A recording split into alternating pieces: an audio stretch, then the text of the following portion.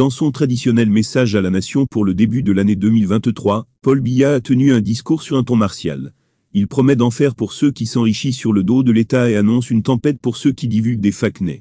Camerounais, mes chers compatriotes, au moment où s'achève l'année 2022, je crois qu'il est opportun de revisiter notre parcours, en tant que nation, avant de nous projeter, avec confiance et détermination, dans la nouvelle année. Comme vous avez pu le constater, notre pays, comme tant d'autres, a continué de faire face, en 2022, à des chocs exogènes. Alors que l'économie mondiale commençait à peine à se relever des distorsions engendrées par la pandémie du Covid-19, est survenu en Europe de l'Est, un conflit armé entre la Russie et l'Ukraine. La guerre entre ces deux grands pays a entraîné de profondes perturbations dans les circuits d'approvisionnement du marché mondial en produits de grande consommation, tels que les céréales, le pétrole brut et le gaz. Les dysfonctionnements du commerce international, qui en ont découlé, ont également provoqué des pénuries de certains biens manufacturés et autres denrées de première nécessité, combinées à une hausse généralisée des prix. Les conséquences désastreuses de cette guerre sur les économies des pays, en particulier ceux en voie de développement, et les souffrances qu'elle inflige à des populations civiles innocentes, m'amènent à réaffirmer l'importance de la paix et du dialogue dans la résolution des conflits. Mes chers compatriotes,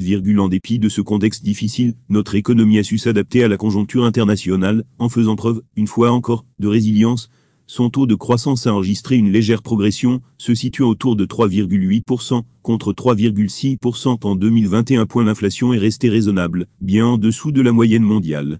L'accès aux intrants a été garanti, permettant ainsi de poursuivre les activités de production et de réduire le risque d'insécurité alimentaire. Tout cela a été possible grâce aux mesures vigoureuses mises en œuvre par le gouvernement. Ainsi, outre l'accroissement des facilités fiscales et douanières consenties dans le cadre du plan de relance post-Covid-19, d'importantes subventions ont été accordées aux entreprises des secteurs sensibles pour soutenir la viabilité et la compétitivité de notre économie. La lutte contre les comportements spéculatifs abusifs et les exportations frauduleuses des denrées de première nécessité a aidé à intensifier le renforcement de la production locale, la réduction de notre dépendance aux importations et la promotion du Made in Cameroun ont également connu des avancées encourageantes. Le gouvernement continuera à accorder une attention particulière à la mise en œuvre coordonnée de la politique d'import-substitution et à l'exploitation optimale des opportunités qu'offre la zone de libre-échange continentale africaine. De même, notre politique d'inclusion sociale va se poursuivre à travers une meilleure distribution des fruits de la croissance. À cet effet, les programmes de filets sociaux, qui visent les couches sociales défavorisées, seront étendus à un plus grand nombre de bénéficiaires, dans l'ensemble des 10 régions. Dans la perspective de diversifier les sources de revenus de l'État, j'ai autorisé le démarrage de 3 projets d'envergure, qui visent à développer notre potentiel minier, à structurer notre économie, et à créer des emplois. Je voudrais m'y attarder un peu. S'il est vrai que notre pays dispose d'un sous-sol riche en ressources minières, le secteur minier, hors pétrole, ne contribue qu'à hauteur de 1% du produit intérieur brut.